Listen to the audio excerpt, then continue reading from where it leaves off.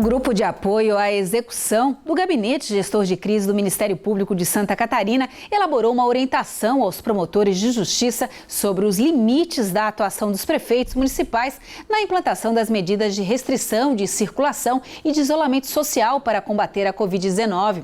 A conclusão é que as medidas dos decretos estaduais são o mínimo a ser adotado e prefeitos só podem ser mais rigorosos. Para saber mais, eu converso com o promotor de justiça, coordenador do Centro de Apoio dos Direitos Humanos e Terceiro Setor, Douglas Roberto Martins. Promotor, qual foi a motivação desse estudo que resultou em uma orientação aos promotores de justiça em relação à atuação dos prefeitos municipais na implantação das medidas de restrição de circulação e de isolamento social para conter a Covid-19? Esse estudo ele foi originado de dúvidas levantadas pelas promotorias de justiça a partir da prorrogação do decreto estadual 525 com as medidas de quarentena aqui no estado de Santa Catarina. Alguns municípios, como por exemplo Xaxim e Brusque, tentaram editar decretos com medidas menos restritivas, medidas autorizando o funcionamento de algumas atividades que estavam suspensas pelo estado de Santa Catarina. E então foi necessário realizar esse estudo com o objetivo de orientar que, de acordo com as regras de distribuição de competência previstas na Constituição Federal, o Estado ele tem a possibilidade de complementar a legislação federal e os municípios suplementar a legislação estadual, porém sem a possibilidade de serem contrários a essa legislação de maior âmbito, de maior amplitude. Isso porque essas regras elas têm o objetivo de segurança sanitária da população. E a segurança sanitária do município não pode ser menos importante ou menos restritiva do que a segurança sanitária de todo o estado ou de todo o país.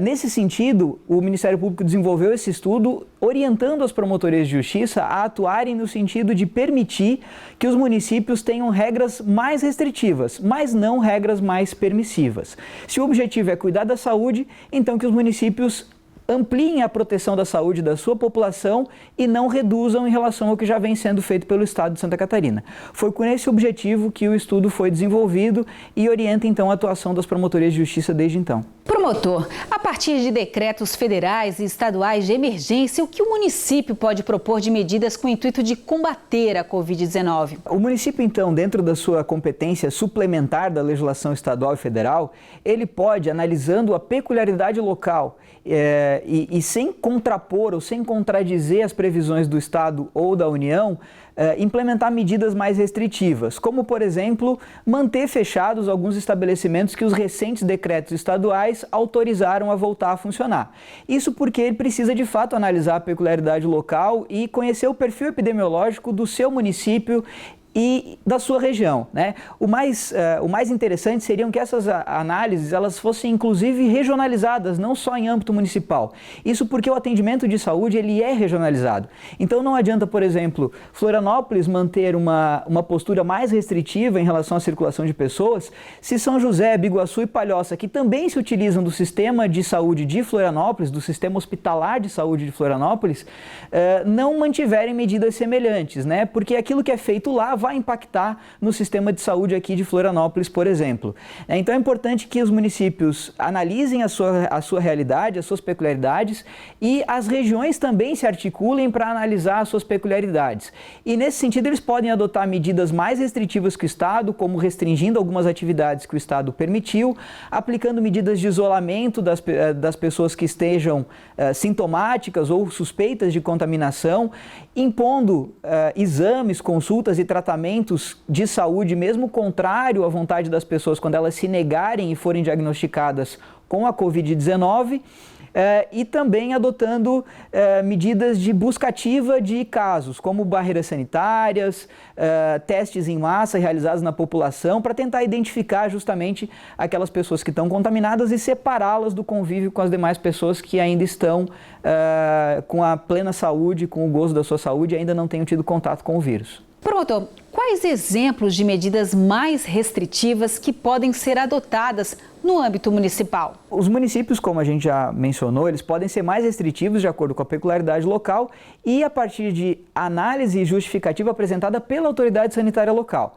Então, o Estado de Santa Catarina, por exemplo, acabou de liberar para voltar a funcionar atividades de comércio de rua, setor hoteleiro e bares e restaurantes que entregam ou que oferecem os seus produtos no balcão, sem consumo no local. Os municípios, então, a partir da análise da velocidade em que a transmissão tem acontecido e do suporte hospitalar que eles dispõem, e também justificados técnica e cientificamente pela autoridade sanitária, podem adotar medidas mais restritivas, no sentido de manter a suspensão dessas atividades, manter a suspensão do comércio, manter a suspensão do setor hoteleiro e manter a suspensão do funcionamento de bares e restaurantes. Tudo com o objetivo de manter ou de impedir que a rede hospitalar do município ou da região sature a partir do aumento de circulação das pessoas, que vai naturalmente gerar um aumento nos casos de contaminação. Promotor, qual a importância de cada município analisar a sua situação e, a partir daí, adotar medidas mais restritivas que as adotadas no âmbito estadual e federal? Essa importância ela decorre da necessidade de analisar as peculiaridades locais para o exercício da competência suplementar. Como se trata de medidas de saúde pública, medidas sanitárias, elas têm o objetivo de proteger a saúde da população e precisam considerar as peculiaridades locais. O Estado adota medidas mais gerais pensando no Estado como um todo, seja na velocidade de propagação do vírus e seja no suporte hospitalar que o Estado tem como um todo. Mas é preciso que cada município e cada região pensem as suas peculiaridades. Como está a transmissão dentro do município e qual é a capacidade hospitalar do município ou da região para atender as pessoas que vão precisar de atenção e vão precisar de apoio na recuperação ou na superação dessa doença quando forem contaminadas. Por isso que cada município precisa ser mais restritivo quando perceber que dentro do seu território o suporte hospitalar ele já está muito comprometido ou que a velocidade de transmissão da doença tem alcançado um grande número de pessoas maior do que a média do Estado.